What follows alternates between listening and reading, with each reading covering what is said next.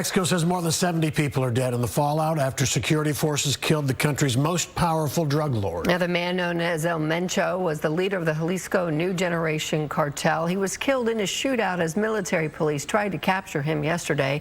Happened in a small town in the Mexican state of Jalisco, southwest of the state capital, Guadalajara. The U.S. told citizens shelter in place if you're there in Mexico. Many flights out of the airport canceled as well. Guadalajara is Mexico's second largest city and is set to host several World Cup matches in really just a few months. Fox Sports' Vania Castillo in studio tonight with more. Vania.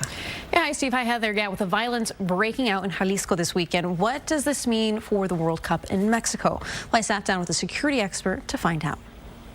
I suspected that there might well be, violent reaction, which there was. The scale surprised me a little bit. After the killing of cartel leader Nemesio Oseguera Cervantes, also known as El Mencho, retaliation followed. More than 70 people were killed. Tim Meehan with International SOS, a health and security risk services firm, says that part wasn't surprising. It is important to realize with this particular cartel, they're not the biggest cartel in Mexico, but they are probably the most violent and almost certainly the best armed. And explained his thought process behind the Mexican government's decision to go after this particular cartel and its leadership, and what it could mean for the country as a whole.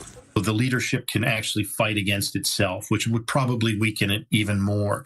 Or this leadership vacuum almost invites the Sinaloa cartel. Yeah, Sinaloa is larger, but it's less violent. It's less well armed, frankly, and therefore probably less of a direct threat to Mexican authorities. But with Guadalajara scheduled to host 4 World Cup matches in just a few months, some are wondering if the region will be safe. Now I think we will relook at, okay, what does this mean? What's the reaction of the Mexican government going to mean? And how quickly everything stabilizes could impact attendance to the games. I think that'll take some time to play out, but it'll be in people's mind.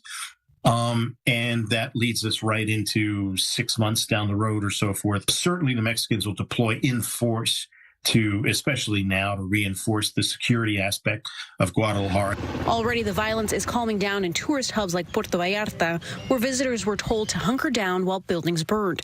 Some airlines like United Airlines are resuming flights to the area. I think that it'll be safe to travel, at least physically. We expect basically Guadalajara and Puerto Vallarta airports to be up fully functional as of tomorrow.